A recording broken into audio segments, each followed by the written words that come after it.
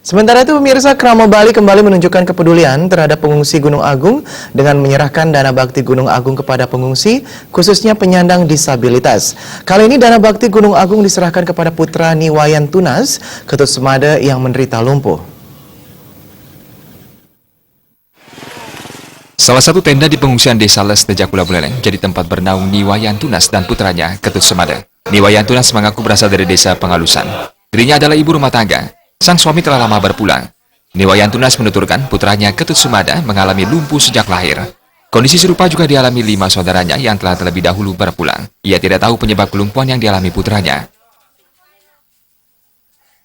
Niki pernah tiangin tenda di jalan.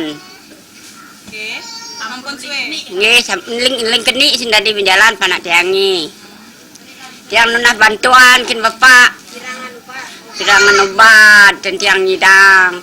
Nak tawang tiang pak. Tawang tiang. Dari lahir. Nggih. Tiang ansut kinten nggih pengkusan. Nggih. Patuh ampun ngalain nggih. Oh, niki mantan. Nggih, ampun ngalain panak tiangnya ke kini. Niwayan Tunas berterima kasih atas bantuan dana bakti Gunung Agung Bali yang diserahkan Bali TV. Bantuan ini diharapkan dapat meringankan beban dirinya dan putranya. Yasri Yuli dan Angkat Wirawan, Bali TV.